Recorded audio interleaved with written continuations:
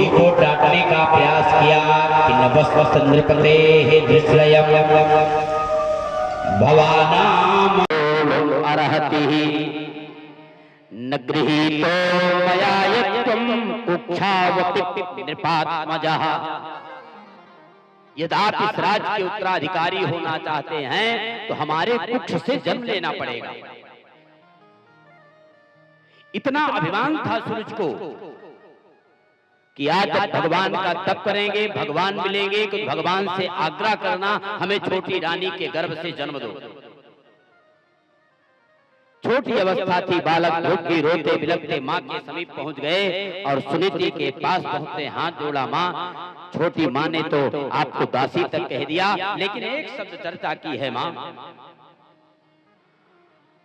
क्या वन में भगवान मिलते हैं? सुनीति ने कहा, बेटा हाँ, परमात्मा वन में मिलते हैं। ध्रुव जी ने कहा, तब तो मैया हम भगवान का तप करने के लिए बन जाएंगे। मैया ने हाँ कर दिया, एक बार भी मना नहीं किया ध्रुव को। छोटी अवस्था थी, 5 वर्ष की, मना कर देती, ना ना, वन में तुम्हारी मां नहीं बैठी है, भूखा मर जाएगा, और कंदमूल फल भी नहीं है, पक्षियों के लिए भी पर्याप्त नहीं है। ऐसे वन में वहां पर तमाम सारे हिंसक पशु रहते हैं, कोई आप पर हमला कर दिया तो कौन रक्षा करेगा? आप वन नहीं जाएं। लेकिन धन्य है सुनीति, आज 5 वर्ष की अवस्था के बालक को इंगित कर दिया, ठीक है कोई बात नहीं, आप वन में तप करने के लिए जाएं, भगवान का तप करें। लेकिन सुनीति ने बड़ा दिव्य सुंदर संदेश दिया आज ध्रुव जी को, बेटा जीवन में माता पिता का आशीर्वाद सर्वोपर होता है। आप पिता के चरणों में प्रणाम कर लें, बड़ी कृपा हो जाएगी। मां का आशीर्वाद ले ले। मैया के कहने से ध्रुव जी छोटी मां के चरणों के पास गए, आशीर्वाद लेना चाहा, मां ने पैर हटा लिया, जा जा, फिर चला आया। पिता के समीप सिंहासन पर विराजित थे, ध्रुव जी गए और पिता के चरणों में प्रणाम करते प्रार्थना करी, आप अपना मंगल आशीर्वाद दें, बड़ी कृपा हो जाएगी। उत्तानपाद ने ध्रुव से एक शब्द ये नहीं कहा, बेटा वन मत जाओ, इस राज्य के आधे उत्तराधिकारी आप हैं, आधे राज्य में काम चला लेना, लेकिन वन नहीं जाएं। ध्रुव जी पिता के चरणों में आशीर्वाद लेकर के अभी माँ के पास जाकर के माँ से आशीर्वाद की मंगल कामना की। माँ, छोटी मैया ने तो आशीर्वाद नहीं दिया, लेकिन आपका यदि आशीर्वाद जीवन में मिल जाए तो जीवन में बड़ी ही मंगल कृपा हो जाएगी। ध्रुव जी का जीवन बड़ा ही सात्विक जीवन था, और ऐसे सात्विकता के साथ आज मां के चरणों में अनुनय विनय करते कि मां यदि आपका आशीर्वाद मिल जाए ना तो संसारिक जीवन में अनन्य कृपा हो जाएगी। जीवन में मां का ममत्व होता है, मां का बच्चों के प्रति प्रेम होता है। बच्चा जीवन में भले ही बिगड़ जाए, लेकिन माता कुमाता ना भवती, कभी मां कुमाता नहीं हो सकती है। ऐसे सदा सर्वदा जीवन में आशीर्वाद प्राप्त करने के लिए आज सुनीति के चरणों में प्रणाम करते, मां आपका आशीर्वाद तो जीवन में रहेगा ना? हाँ हाँ बेटा, हमारा तो आशीर्वाद तुम्हारे साथ सदा सर्वदा जीवन में है। ध्रुव जी मैया का आशीर्वाद लेकर के अभी ही यात्रा शुभारंभ किए तो रास्ते में मिल गए बाबा नारद, और जब बाबा नारद मिले तो संत के चरणों में आज ध्रुव जी ने प्रणाम किया, और ध्रुव जी को पूर्ण विश्वास हो गया कि जीवन में जब परमात्मा की बहुत बड़ी महती कृपा होती है बंधुवर, तो संत का दर्शन हो जाता है। आज जब संत का दर्शन हो गया तो ध्रुव जी को पूर्ण विश्वास हो गया कि अब मोहि भरोसा हनुमंता बिनु हर कृपा मिलै नहीं संता। वही भरोसे हनुमंता, बिनु हरि कृपा मिलहि नहीं संता। अब मोहि भरोसे हनुमंता, अब मोहि भरोसे हनुमंता, बिनु हरि कृपा मिलहि नहीं संता, बिनु हरि कृपा मिलहि नहीं संता।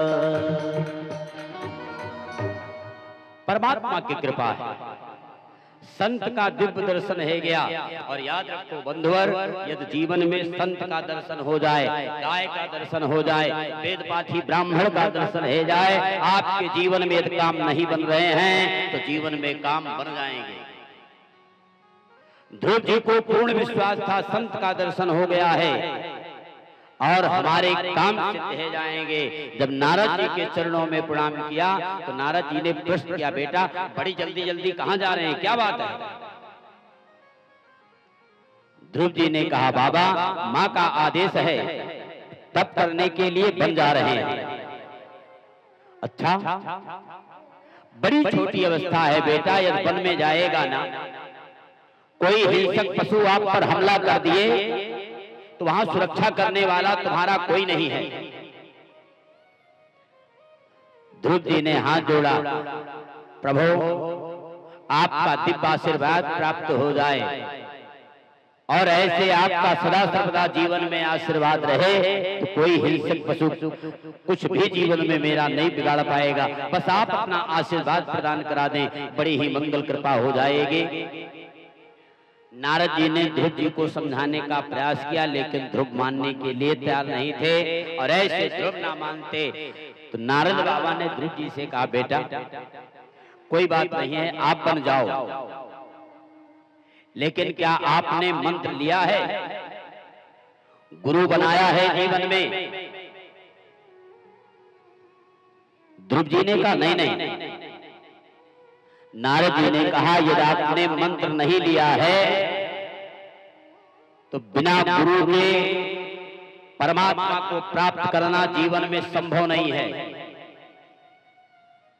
शास्त्र कहता है कि गुरु बिन भवनिध तरई न कोई, जो बिरंच शंकर सम होई। वो चाहे ब्रह्मा के समान हो, शिव के समान ही क्यों नहीं हो, इस भव रूपी संसार सागर से गुरु ही उद्धार करा सकता है। गुरु का काम होता है गु माने अंधकार, रू माने प्रकाश। इस भव रूपी अंधकार से प्रकाश रूपी तत्व परमात्मा को प्राप्त करा देना गुरु का काम होता है। अब लोग चर्चा करते, अरे महाराज अब उम्र बीती जा रही है, 90 के तब ले लेंगे मन। अब आप 90 के है गए, हाथ हिल रहा है, एक गिलास जल लेकर के जल नहीं चढ़ा सकते। भगवान की सेवा क्या करेंगे, गुरु की सेवा क्या करेंगे? कुछ लोग कहते, अरे महाराज हमने हनुमान जी को अपना गुरु बना लिया। तो हनुमान जी ने भी तो मंत्र लिया था। बोले नहीं महाराज, कृष्णम वंदे जगत गुरु। तो भगवान श्री कृष्ण ने भी मंत्र उज्जैन नगर में सांदीपन जी के यहां लिया था। मंत्र का काम ही होता है मनान त्रायते इत जासा मंत्रा। जिन मंत्रों का मनन किया जाए संसारी जीवन में वो मंत्र कल्याणकर होते हैं। नारद बाबा ने कहा, आपने मंत्र नहीं लिया है, आपको परमात्मा नहीं मिलेंगे। तो ध्रुव जी ने हाथ जोड़ा, गुरु जी तब आप एक मंत्र दे दो। तो बोले, हमें मंत्र दें, हमें फंसे, तुम जाओ गुरु करो। ध्रुव जी हठी थे, नारद बाबा के समक्ष हट करके आज द्वादशाक्षर मंत्र की दीक्षा ले लिया। और जिस समय द्वादशाक्षर मंत्र की दीक्षा लिया तो नारद बाबा ने द्वादशाक्षर मंत्र की दीक्षा दे दिया और भगवान के स्वरूप को बता दिया कि भगवान का स्वरूप ऐसा होगा कि सशंख चक्रम सकरीत कुंडलम और सपीत वस्त्रम सहसीरुहेक्षणम सहारि वक्षस्थल कौस्तुभाश्रियम अन्नमाम विष्णु शिरसा चतुर्भुजम। भगवान का चतुर्भुजी रूप का दिव्य दर्शन कराया कि भगवान की ये श्यामलमयी मूर्ति जब आपके समक्ष आ जाए तो समझ लेना परमात्मा का दिव्य दर्शन हो गया है। आप मधुबन में जाके यमुना के पावन तट पर और ऐसे यमुना के पुलिन तट पर जाकर के जप करना शुभारंभ करें। नारद बाबा के बताए अनुसार ध्रुव जी यात्रा करते मधुबन में यमुना के पावन तट पर जाकर के 24 घंटे दिए हुए मंत्र का जप शुभारंभ किया। प्रथम महीने में 3 रात्रि और 3 दिन के अंतर पर एक कैद का और एक बेर का फल खा लेते थे। 1 महीने तक 3 दिन 3 रात्रि के अंतर पर कैथ और बेल के फल को खा करके जब भूख थोड़ा तृप्त हो गई तो प्रथम मास में कैथ बैर का त्याग कर दिया। द्वितीय मास में 6 दिन के अंतर पर थोड़ी सी सूखी घास और सूखे बेल पत्र का पान कर लेते थे। द्वितीय मास में भी जब भूख की तृप्ति हो गई तो इसका भी त्याग करके जब तृतीय मास आया तो 9 दिन के अंतर पर थोड़ा सा जल पी लेते थे और जल पी करके तृतीय मास में जब समय व्यतीत हुआ भूख तृप्त हो गई। चतुर्थ मास में 12 दिन रात्रि के अंतर पर ध्रुव जी ने वायु का पान कर और चतुर्थ मास में वायु का त्याग कर दिया और निरंतर भगवान का तप करते छठे महीने में भगवान की दिव्य मंगलमयी वो छवि आज ध्रुव जी के हृदय में सन्निहित हो गई। और जब ध्रुव जी ने भगवान के चतुर्भुजी रूप का दर्शन किया तो उस स्वरूप का दिव्य दर्शन कर रहे थे कि सशंख चक्रम सकरीत कुंडलम शपीत वस्त्रम सहसीरुहेक्षणम सहारि वक्षस्थल कौस्तुभाश्रियम नमाम विष्णुम शिरसा चतुर्भुज। चतुर्भुजी भगवान के दिव्य दर्शन किए। जैसे ही ध्रुव जी ने अपना नेत्र खोला तो नेत्र खोलते आज जो छवि भगवान की थी वो छवि गायब हो गई। और ऐसे छवि गायब होते तो ध्रुव जी ने विचार किया और ऐसे पावन समय में नेत्र को बंद कर लिए। और जिस समय नेत्र को बंद किया तो छठे महीने और 7वें महीने में भगवान का निरंतर 24 घंटे जप करते द्वादशाक्षर मंत्र की देवता परेशान हो गए। भगवान के समीप जाकर के हाथ जोड़े, महाराज ध्रुव जी को अपना दर्शन दे दो। सप्तम मास में आज भगवान श्याम सुंदर ने वो अपनी मंगलमयी छवि दिव्य का ध्रुव जी को दर्शन कराया। और जिस समय ध्रुव जी ने भगवान का दिव्य दर्शन किया तो भगवान ने आग्रह किया, बेटा ध्रुव वरम द्रोही वरदान मांग लो। ध्रुव जी ने कहा नहीं नहीं, संसार में यदि आपका दिव्य दर्शन हो गया है तो आपके समक्ष ये संसार की सारी वस्तु तुच्छ है। क्या करेंगे लेकर? आज है और कल नहीं रहेगी। यदि आपको वरदान देना ही है तो अर्थ धर्म न काम रुचि और गति न चाहव निर्वाण और जन्म जन्म रति राम पद यह वरदान नयान। ये देना है तो आप अपने चरणों में अनुरक्त दे दे, प्रेम दे दे। भगवान ने कहा बेटा ध्रुव मैया के कहने से राज्य की इच्छा से आप तप करने आए थे। हम आपको वरदान तो दे ही रहे हैं कि हमारे चरणों में आपकी सदा सर्वदा अनुरक्त बनी रहेगी, लेकिन आप राज सिंहासन पर अपशिष्ट होकर के अपने राज्य का कार्यभार संचालन करेंगे। ध्रुव जी भगवान का वरदान प्राप्त करते जब वन से यात्रा करते अपने राज्य आए तो श्रवण किया। हमारे छोटे भाई किसी कार्यार्थक अलका नगरी कुबेर के यहाँ गए थे, तो यक्षों ने उत्तम को मार दिया। मैया सूरज ने सुना तो अपने प्राणों का त्याग कर दिया। आज ध्रुव श्रवण करते कई हजार सैनिकों की संख्या लेकर यक्ष की नगरी कुबेर पर चढ़ाई कर दिया और धीरे धीरे करते हजारों यक्षों को मार दिया। कुबेर मनु के पास गए, प्रार्थना की, महाराज अपने पौत्र को समझाओ, यदि ऐसे जीवन में ये युद्ध करता रहा तो संसार से यक्ष जाति समाप्त हो जाएगी, फिर यक्ष जाति से इस जीवन में नहीं रह जाएगी। आप मना करें। तो मनु महाराज ने ध्रुव जी को समझाया और ऐसे ध्रुव जी को समझाते आज ध्रुव जी ने युद्ध का कार्य बंद कर दिया। जिस समय राज्य में आए तैसे राज्य में आते ध्रुव जी ने 36,000 वर्ष तक अपने राज्य का कार्यभार संचालन किया। और जिस समय कार्यभार का संचालन किया तो संसारिक जीवन में विमान आया और विमान पर जिस समय बैठ करके ध्रुव जी स्वर्ग जाने लगे तो खिन्न मन हो गया, दुखी। पार्षदों ने प्रश्न किया, महाराज 36,000 वर्ष तक राज्य का कार्यभार संचालन किया, अभी भी शेष जीवन में राज्य का कार्यभार संचालन करने में इच्छा शेष रह गई है, जो आप चिंतित अवस्था में लग रहे हैं।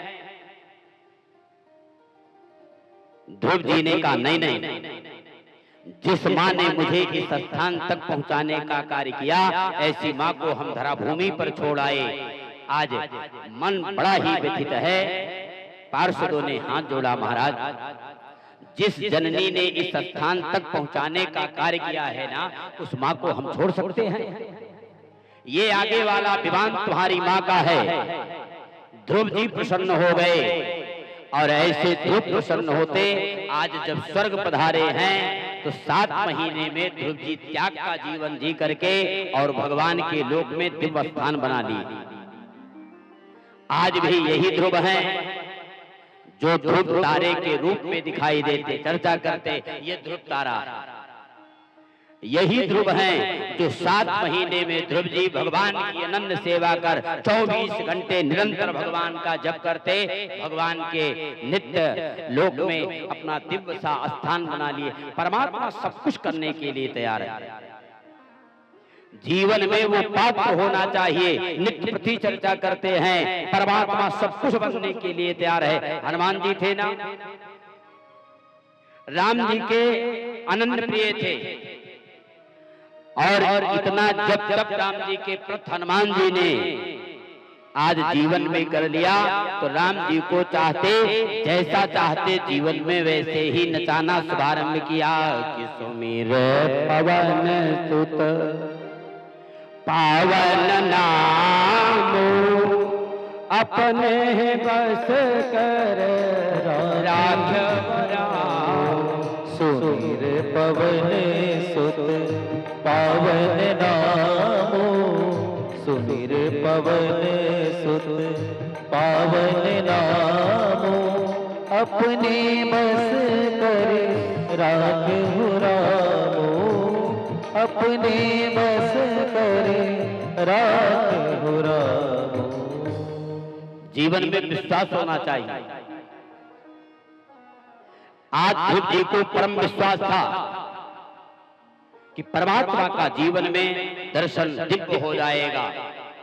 ऐसे माँ की बात को मान करके और जिस समय वन में यात्रा करते मधुवन के भीतर गए हैं तो परमात्मा ने आज विश्वास दिलाया ध्रुव जी को कि संसारिक जीवन में यह त्याग का जीवन होता है।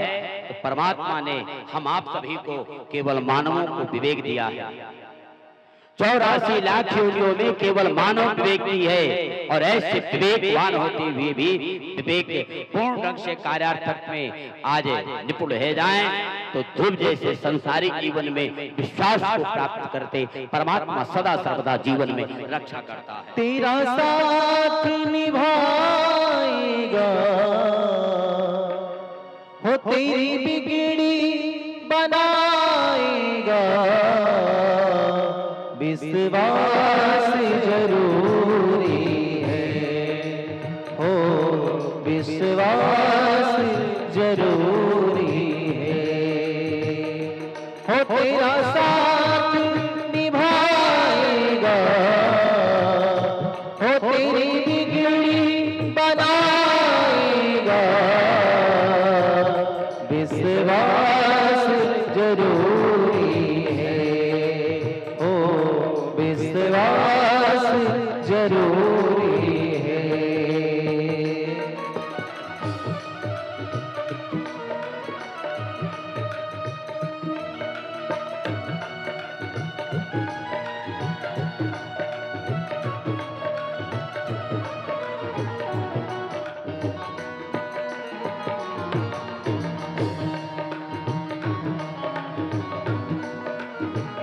भाव के साथ क्या बात है।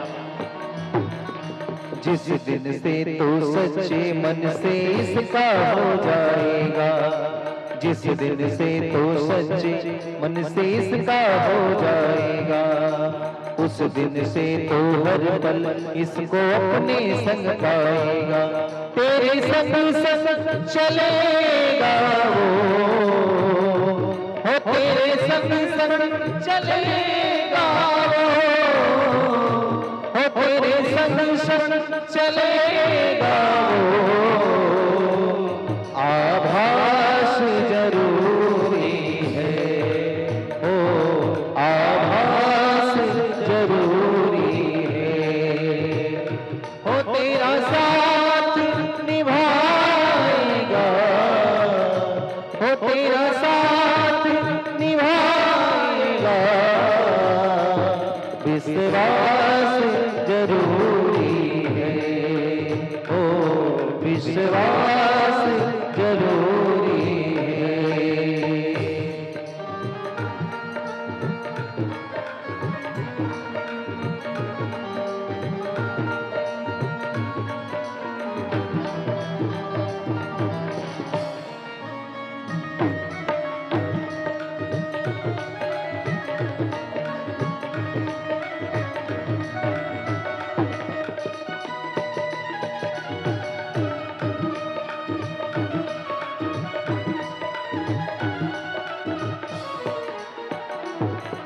हो कि मगन जब भी तू उसके भजनों को गाएगा, हो कि मगन जब भी तू उसके भजनों को गाएगा, गर हो भरोसा पक्का तेरे सामने वो आएगा, गर हो भरोसा पक्का तेरे सामने वो आएगा, प्यास नैनों की बुझाएगा, हो प्यास नैनों की बुझाएगा, प्यास नैनों की बुझाएगा, हो प्यास नैनों की बुझाएगा, हो विश्वास जरूरी है, हो विश्वास जरूरी है, हो तेरा साथ तेरा साथ तेरा साथ तेरा साथ तेरा साथ निभाएगा, हो तेरी बिगड़ी बनाएगा, विश्वास जरूरी है, हो विश्वास जरूरी है, विश्वास जरूरी है। बोले सच्चिदानंद भगवान की। इन्हीं के वंश में महाराज अंगबेन और पृथु हुए। पृथु भगवान के अवतार हैं। औषधियों का दोहन कर और बाद में संसारिक जीवन में विभज्य करा दी। यहीं पर चतुर्थ स्कंद का विश्राम और पंचम स्कंद का शुभारंभ होता है। परीक्षित ने प्रश्न किया, प्रभु आपने मनु महाराज के द्वितीय पुत्र के विषय में कोई चर्चा नहीं करी, और दूसरे पुत्र के विषय में विस्तार पूर्वक बताने की मंगल पावन चर्चा करें, बड़ी कृपा हो जाएगी। सुखदेव भगवान ने परीक्षित से कहा, राजन, मनु महाराज के द्वितीय पुत्र थे महाराज प्रियव्रत, जिनके पुत्र हुए आग्नेत्र, आग्नेत्र के हुए राजा नाभ के पुत्र थे महाराज ऋषभ देव जी, जो भगवान के अवतार हैं। ऋषभ देव जी का नित्य नियम था, नेपाल पर क्षेत्र में गंडकी नदी में कमर तक जल में खड़े होकर भगवान भुवन भास्कर सूर्य को सूर्यार्घ देते और प्रातःकालीन बेला से जैसे ही सूर्य यात्रा करते पश्चिमांचल देश में जाकर के अस्ताचल की ओर जाते, तैसे संध्याकालीन बेला में ऋषभ देव जी जीवन में अपने दैनिक क्रिया का विश्राम कर, रात्रि में भोजन प्रसाद प्राप्त कर और प्रातः काल की यही मंगल बेला। एक समय ऋषभ देव जी के शासन काल में इस भारत की पवित्र धरा पर अकाल पड़ गया। जनता भूखों त्राहि त्राहि करती ऋषभ देव जी के समक्ष जाकर के हाथ जोड़ करके प्रार्थना करी, महाराज आप जब तक करते और अकाल पड़ते, पूरी जनता भूखों मर रही है। ऋषभ देव जी ने भगवान सूर्य से आग्रह किया है, हमने जीवन में निष्काम सेवा किया है तो हमारे समस्त पुण्य को अर्जन कर लें और इस धरा भूमि पर जल वृष्टि करा दे, बड़ी कृपा हो जाएगी। भगवान सूर्य ने ऋषभ देव जी के शासन काल में जितना भी पुण्य था समस्त को अर्जन कर लिया और इंद्र से कहलवा करके वर्षा करा दी, जिससे भारत भूमि का जो अकाल था यह अकाल समाप्त हो गया।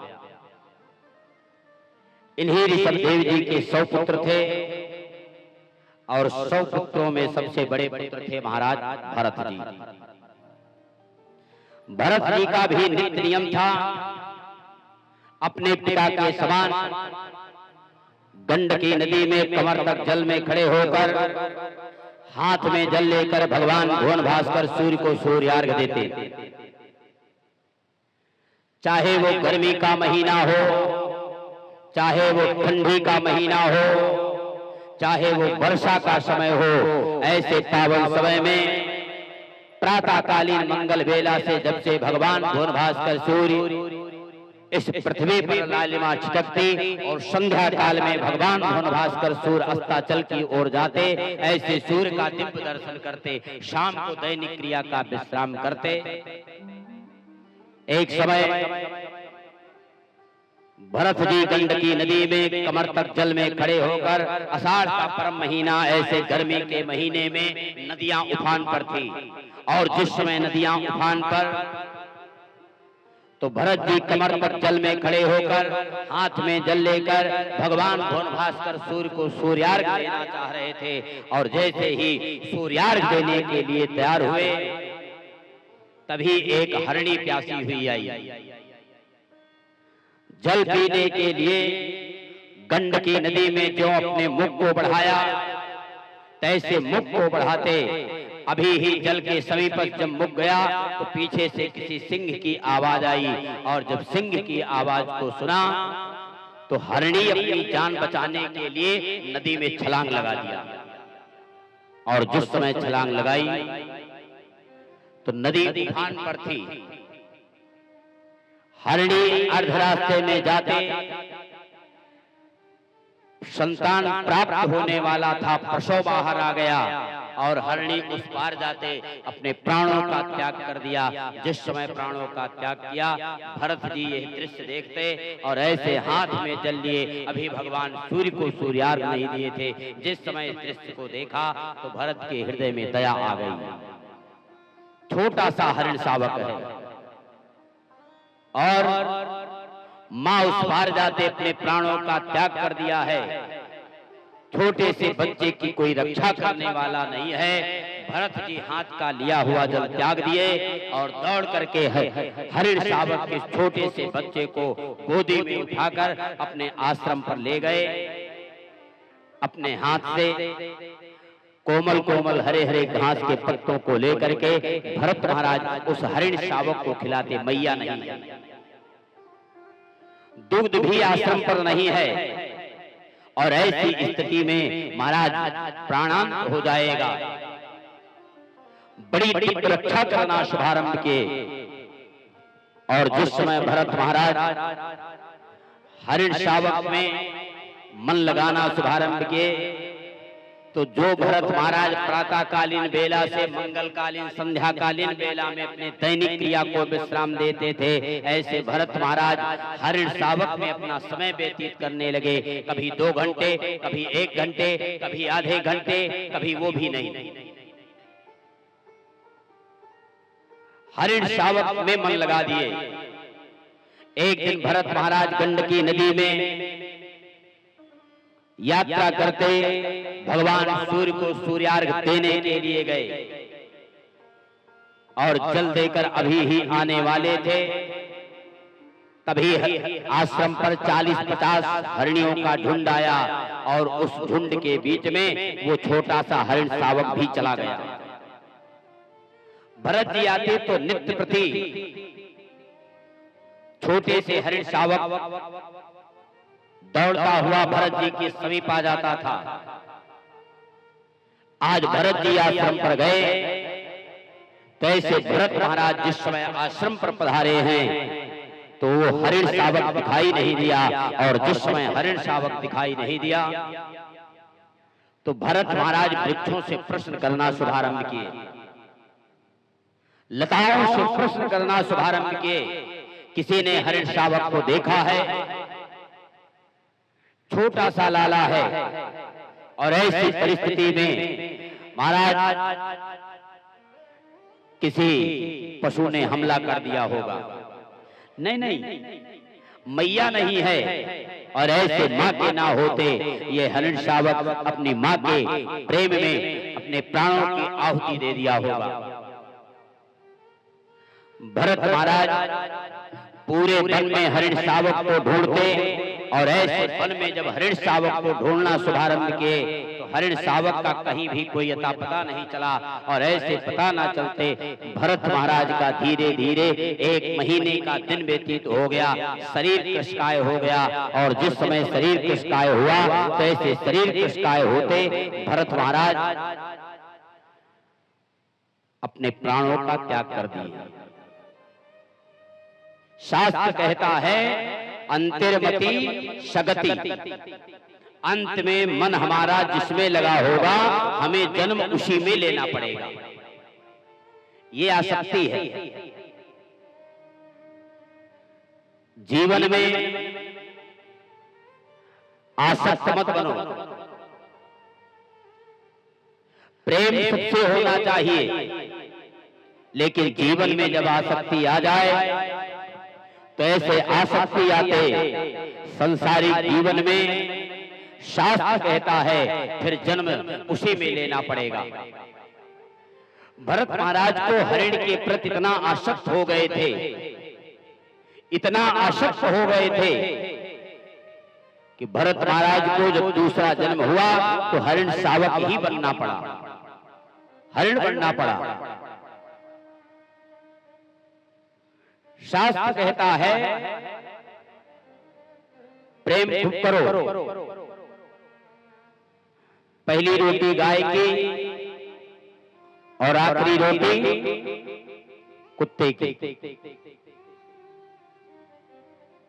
आसक्ति जीवन में नहीं हो। यदि कुत्ता ही पालने का शौक है तो दरवाजे पर 2-4 केवल 2-4 दिन देना शुभारंभ करो और उतने समय तक 2-4 10-20 की संख्या में आ जाएंगे। लेकिन जीवन में आसक्त हो गए तो भरत जी की तरह इस संसारिक जीवन में 84 लाख योनियों में नित्य भटकना पड़ेगा। आज परमात्मा की बड़ी कृपा है, आप चाहे जहां जाओ ना तो बढ़िया बड़े से बोर्ड में आपको लिखा मिलेगा कुत्तों से सावधान। हमको तो अक्सर मिलता है। अभी लखनऊ गए थे कथा करने के लिए, एक वकील साहब थे और जैसे गाड़ी से उतरे ना इतना बड़ा कुत्ता दौड़ा हमारी तरफ। हमने कहा वकील साहब जब तक हम 10 दिन रहे ना ये कुत्ता बांध दो, हमको दिखाई ना दे। तो कहने नहीं गुरुजी आप चिंता नहीं करें, ये काटेगा नहीं, हम है ना।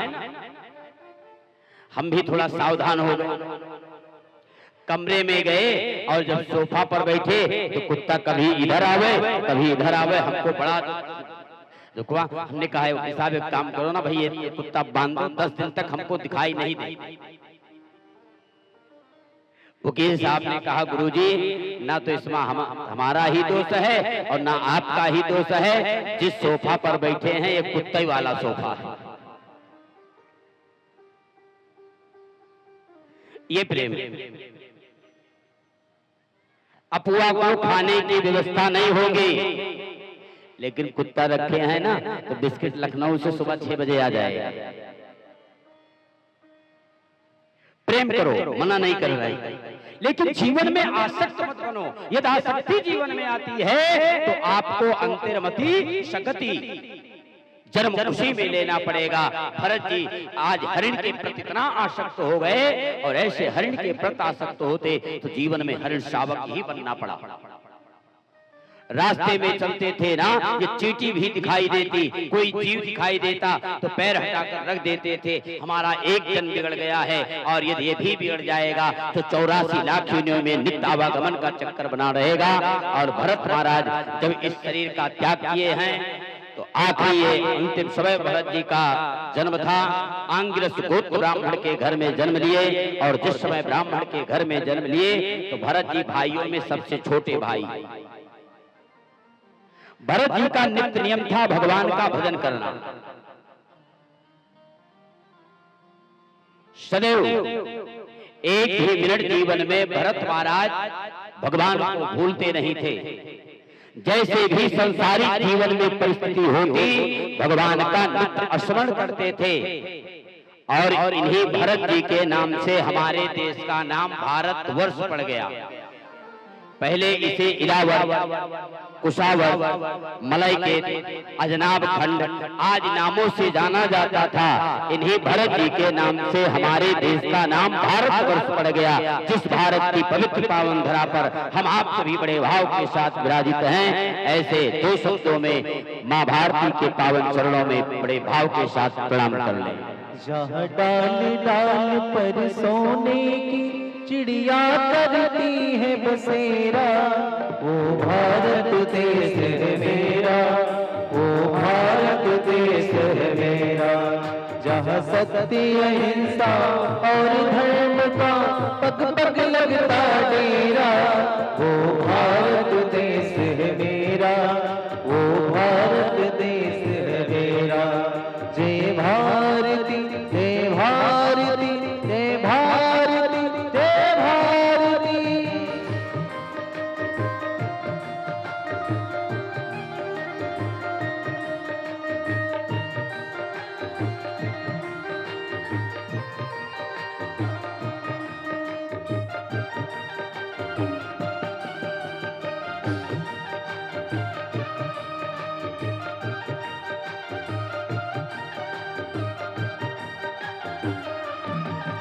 ये धरती जहाँ ऋषि मुनि जपते हर नाम की माला, हरिओ हरिओ हरिओ हरिओ। ये वो धरती जहाँ ऋषि मुनि जपते हर नाम की माला, जहाँ हरि की बालम मोहन है और राधा की बाला, अरे राधा की बाला। जहाँ सूरज सबसे पहले आके डाले अपना डेरा, वो भारत देश है मेरा, वो भारत देश है मेरा, वो भारत देश है मेरा, वो भारत देश है मेरा।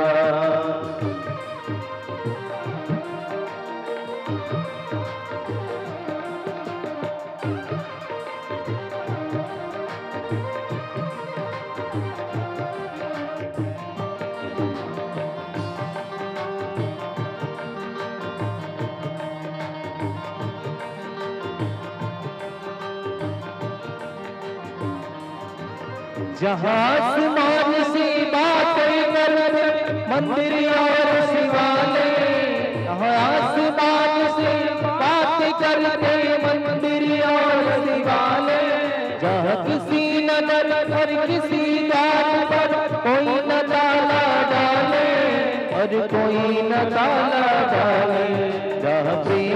बंसी रोज बजाता आए शाम सवेरा।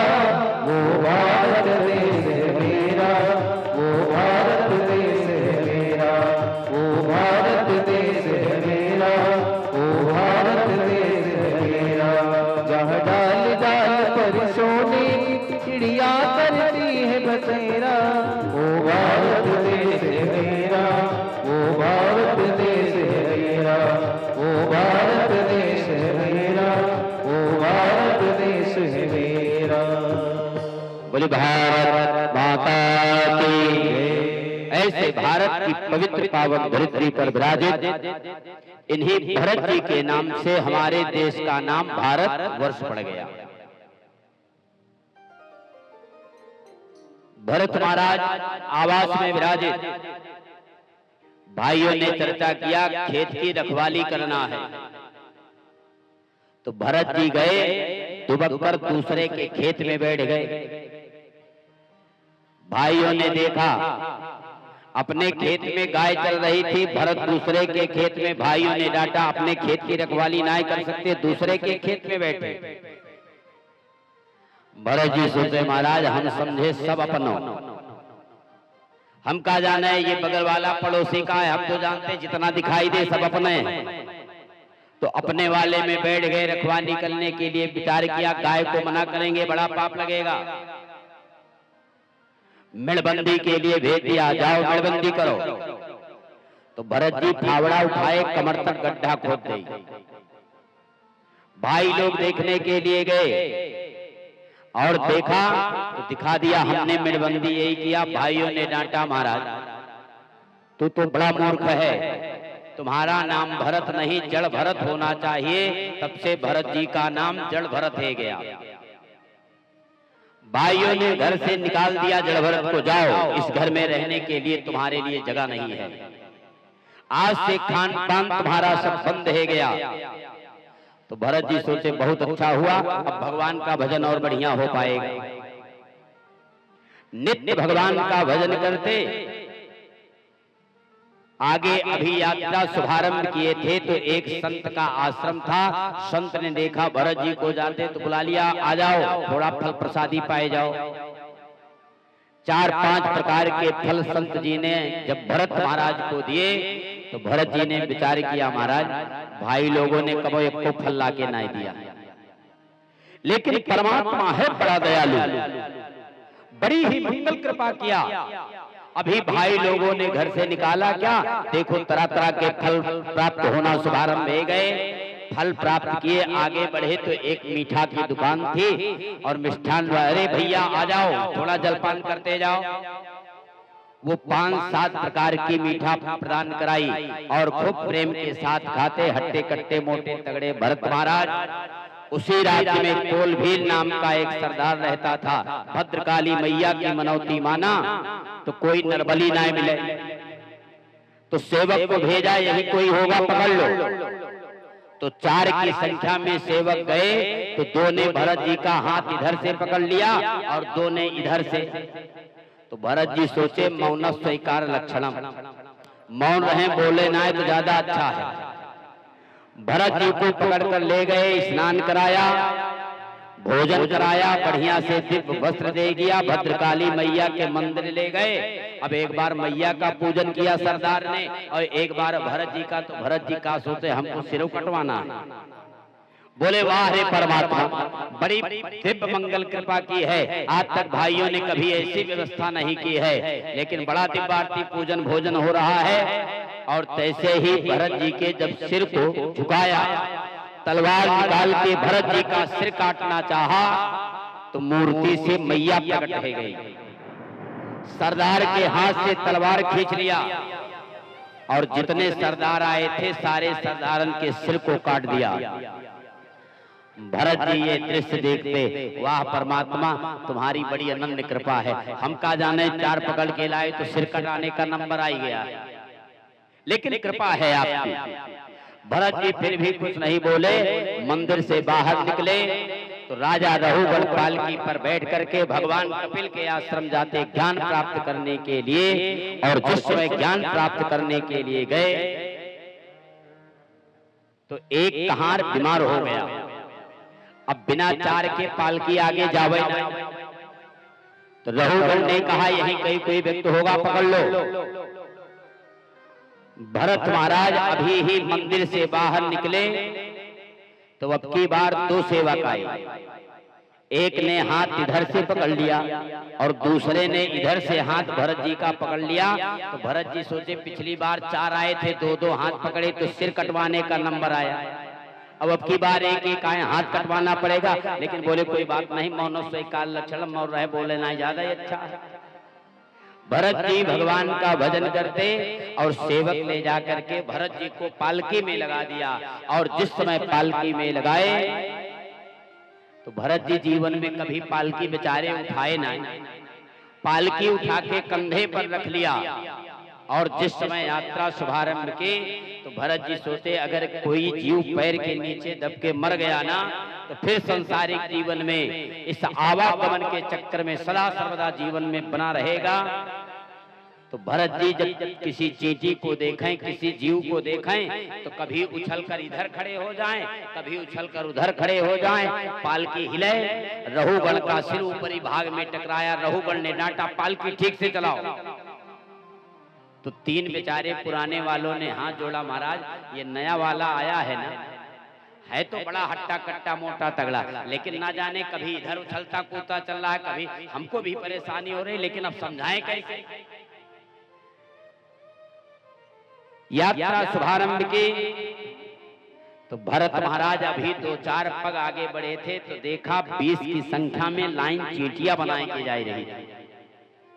और जब चींटियां 20 की संख्या में लाइन पंक्तिबद्ध जाती तो भरत जी सोचे अब की आर्मी वाली कूदना पड़ेगा ना, देखो चींटी दबी ना तो फिर इस संसार में आना आवागमन बना रहेगा।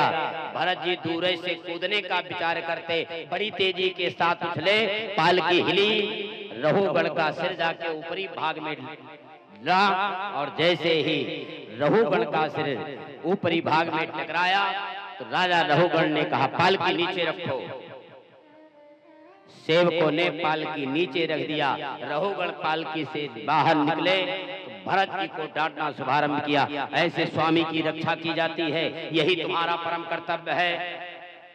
आज अन्यान्य शब्दों ने जब रघुगण ने राजा भरत से चर्चा करी तो भरत महाराज जी से जब असहनीय हो गया तो भरत जी ने रघुगण से कहा राजन, भार नाम की कोई वस्तु जीवन में नहीं है। यदि आप ये जानते हो कि भार नाम की कोई वस्तु जीवन में है तो ना तो संसार में कोई भार नाम की वस्तु है, ना संसार में कोई किसी का रक्षक है, ना कोई किसी का स्वामी है, ना कोई किसी का सेवक है। और यदि आप ज्ञान प्राप्त करना ही चाहते हैं तो राजन संसारिक जीवन में ऐसे ज्ञान की प्राप्ति नहीं होती है। आपको तो मोह है, अभिमान है, ऐसे पालकी पर बैठकर किसी से जीवन में ज्ञान प्राप्त हो सकता है?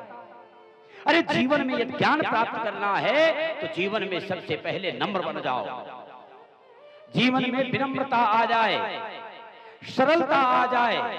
और जब तक जीवन में सरलता नहीं आएगी, विनम्रता नहीं आएगी, ऐसे संसार में जो आपके शरीर के प्रति बड़ा मोह है, पालकी पर बैठ करके ज्ञान प्राप्त करने जा रहे हैं, संसारिक जीवन में कभी भी ज्ञान की प्राप्ति जीवन में नहीं हो सकती है। रघुगण ने जब इन शब्द को सुना तो हृदय में चुप गए, लेट गए भरत जी के चरणों में, त्राहिमाम रक्षताम, रक्षा करो महाराज, हमने जीवन में आज किसी संत का अपमान कर दिया है, किसी कपिल के आश्रम पर जाने की जरूरत नहीं है, मुझे तो दिव्य ये ज्ञान की प्राप्ति हो गई है।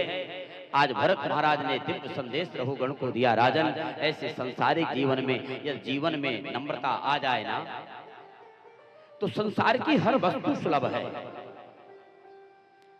और यदि विनम्रता नहीं है तो किसी भी आश्रम पर जाएं, किसी संत के पास जाएं तो पग यात्रा करके जाना चाहिए।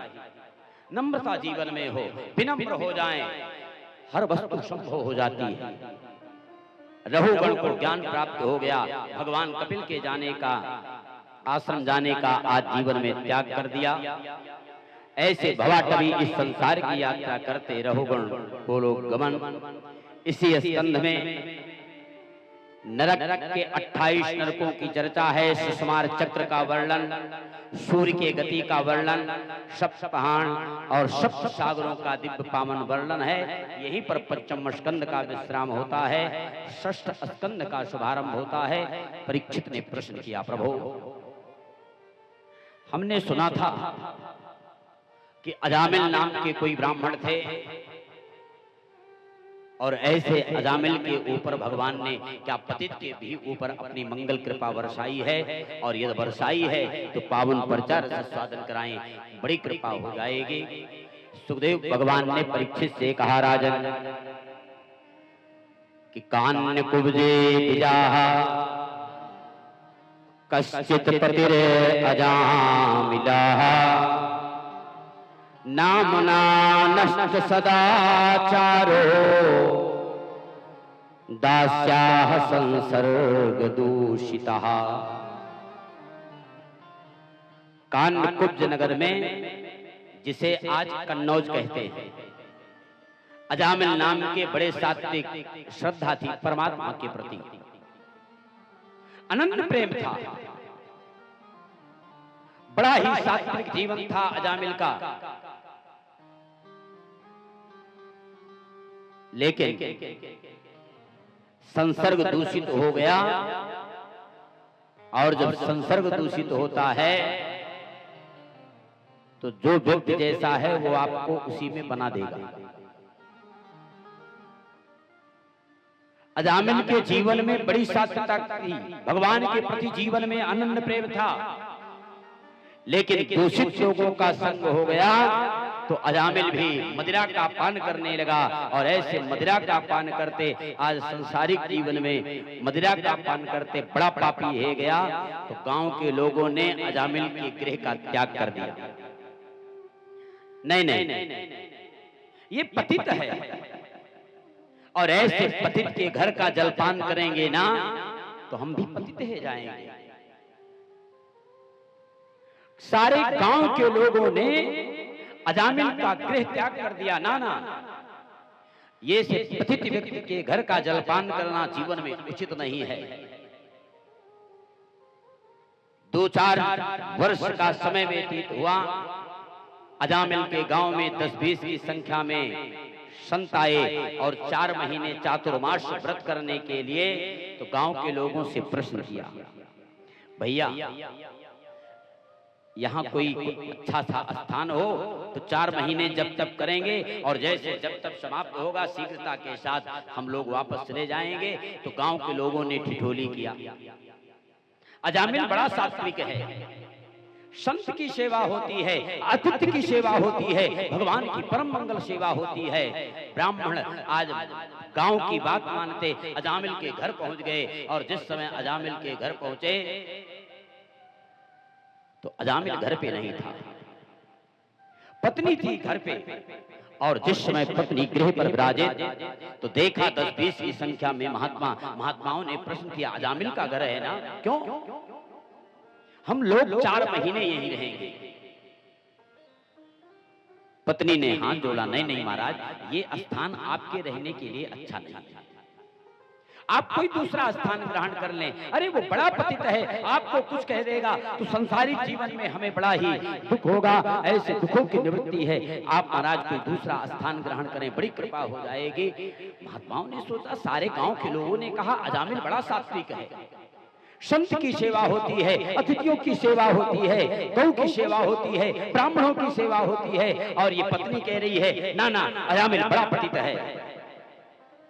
महात्मा भी हटी थे, विचार कर लिया, नहीं हम गृह का त्याग नहीं करेंगे, 4 महीने यहीं रहेंगे। पत्नी हाथ जोड़ते 4 महीने का दिन व्यतीत होते आज संत महात्मा रुक गए। अजामिल देखा 20 की संख्या में महात्मा घर गया, डांटा पत्नी को, पागल हो गई है, घर में एक भी अन्न खाने के लिए नहीं है, और 20 की संख्या में महात्मा। पत्नी ने हाथ जोड़ा, महाराज आप महात्माओं को कुछ नहीं कहेंगे, 2-4 दिन के लिए आए हैं, भिक्षाटन वृत्ति करते महात्माओं की सेवा कर लेंगी, लेकिन आप कुछ कहेंगे तो जीवन में बड़ा पाप लगेगा, 2-4 दिन बाद चले जाएंगे। अजामिल मान गया। धीरे धीरे 2-4 दिन बाहर गया और महात्मा नित्य प्रति भजन करते, संकीर्तन करते, संध्या करते, भगवान का पूजन करते, प्रवचन देते। अजामिल भी आकर के 2-4 10 मिनट बैठ जाता और धीरे धीरे 4 महीने में अजामिल बाहर जाना छोड़ दिया। जब 4 महीने का दिन व्यतीत हुआ, संत महात्मा जाने लगे तो अजामिल चरणों में गिर के हाथ जोड़ करके प्रार्थना करी, प्रभु जीवन में यदि कोई अन्याय हो गया हो ना तो आप क्षमा कर देना, बड़ी कृपा हो जाएगी। महात्माओं ने कहा नहीं नहीं महाराज, हमारा आशीर्वाद है ये तुम्हारे घर में बेटा जन्म ले तो बच्चे का नाम नारायण रखना। संतों ने आशीर्वाद दिया। अजामिल के घर से गए और समय आने पर अजामिल के घर एक बालक का जन्म हुआ तो महात्माओं के कहने के अनुसार अजामिल ने बेटे का नाम रख दिया नारायण। नारायण का मतलब ही होता है नारम ददाति ऐनम यस्य सः नारायण। ये हृदय रूपी भवन परमात्मा का घर है। भगवान आते, झांक कर देखते और ऐसे हृदय रूपी भवन को देख करके झांक कर चले जाते। नहीं नहीं, हृदय रूपी घर खाली नहीं है, जब खाली होगा तब आ जाएंगे। और संसारिक जीवन में हृदय रूपी घर खाली होने का नाम ही नहीं लेता है। कभी क्रोध है तो कभी लोभ है, कभी मोह है, कभी ईर्ष्या है, कभी मद है, तमाम सारे शत्रु आकर बैठ जाते हैं। और जीवन में जब इन शत्रुओं का समन करना है तो एक नाम का स्मरण कर लेना। बाबा ने मानस में चर्चा करी कि जाके सुमिरन तेरी पुनासा नाम शत्रुघ्न वेद प्रकाशा। जाके सुमिरन तेरी पुनासा, जाके सुमिरन तेरे पुनासा नाम शत्रुघ्न वेद प्रकाशा। नाम शत्रुघ्न वेद प्रकाशा। यदि जीवन में इस नाम का स्मरण हो जाए ना तो संसारिक जीवन में सारे शत्रुओं का समन हो जाता है, फिर एक शत्रु जीवन में नहीं रह जाते। आज शत्रु का शमन करना है तो इस नाम को नोट कर लेना, सदैव स्मरण करना। जो संसारिक जीवन में कामेश, क्रोधेश, रजोगुण, समुद्भवा, ये सारे शत्रु समाप्त हो जाएंगे। अजामिल ने बेटे का नाम रख दिया नारायण। मृत्यु का समय आया और जिस समय मृत्यु का समय आया तो यम के दूत आ गए। और जिस समय यम के दूत आए तो बोले हम मृत्यु के देवता हैं, आप मेरे साथ चलें। अजामिल ने चर्चा करी, महाराज बेटे नारायण से मिल लेते। आवाज लगाई, नारायण। अरे नारायण सुनता है क्या? छोटा सा बालक था, आज पिता की बात को नहीं सुना, लेकिन अजामिल ने जब नारायण शब्द चर्चा की तो नारायण शब्द की आवाज भगवान तक पहुंच गई। भगवान ने अपने पार्षद को भेजे, जाओ अजामिल पर क्या विपत्ति है। और जिस समय भगवान के समीपस्थ से आज पार्षद अजामिल के पास आए तो अजामिल के सामने भगवान के पार्षद खड़े हैं और दूसरी तरफ यम के दूत खड़े हैं। तो पार्षद चर्चा करते, आप मेरे साथ चलें।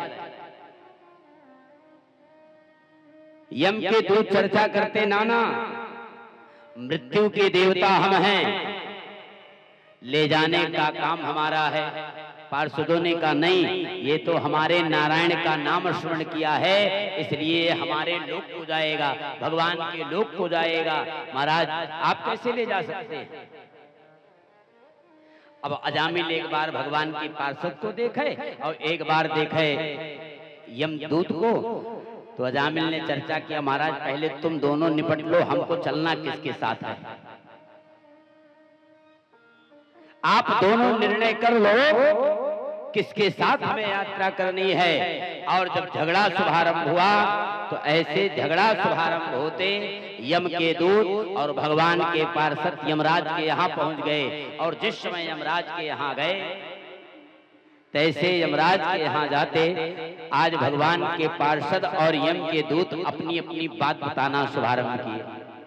महाराज हम तो मृत्यु के देवता हैं, ये भगवान के पार्षद बीच में आई गए, अब मृत्यु के देवता ले जाने का काम हमारा है। यमराज ने पार्षदों के समीप हाथ जोड़े, महाराज क्षमा करें, छोटा सा अन्याय हो गया है और ऐसे अन्याय होते आप मंगल कृपा कर दें, ये तो आपके लोग जाने लायक है। अजामिल ने 2 घड़ी में भगवान को याद किया था। 48 मिनट परमात्मा को याद किया। कल की बेला में हमने चर्चा किया था कि यदि 3 मिनट परमात्मा के लिए समय मिल जाए कि 1 घड़ी आधी घड़ी 24 मिनट। अरे आध्यो में पुण्याध तुलसी संगत साधु की भैया कटई कोट अपराध। यदि 3 मिनट भी परमात्मा के लिए निकल जाए तो इस संसारिक जीवन से भवरूपी संसार सागर से परमात्मा की मंगल प्राप्ति हो जाती है। अजामिल ने 2 घड़ी में भगवान को याद किया और जिस समय 2 घड़ी भगवान को याद किए ऐसे परमात्मा को याद करते अजामिल आज भगवान के लोक को गया।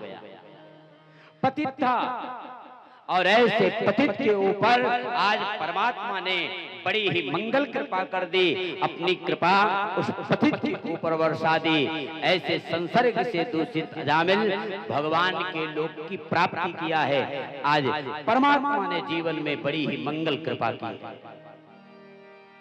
उनकी करुणा में कोई कमी है नहीं, पात्रता में हमारी कमी रह गई, पात्रता में हमारी कमी रह गई। उनकी ममता में कोई कमी है नहीं, उनकी ममता में कोई कमी है नहीं, योग्यता में हमारे कमी रह गई, योग्यता में हमारी कमी रह गई।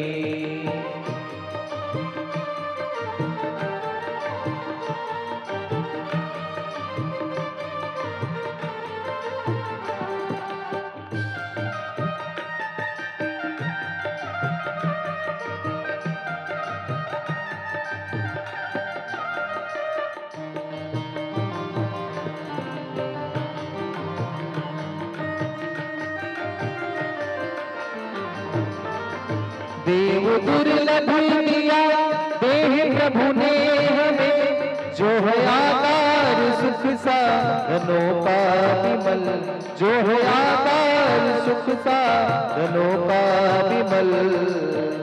उनकी समता में कोई कमी है नहीं, उनकी समता में कोई कमी है नहीं, पुत्रता में हमारे कमी रह गई, पुत्रता में हमारे कमी रह गई। उनकी करुणा में कोई कमी है नहीं, उनकी करुणा में कोई कमी है नहीं, पात्रता में हमारी कमी रह गई, पात्रता में हमारी कमी रह गई।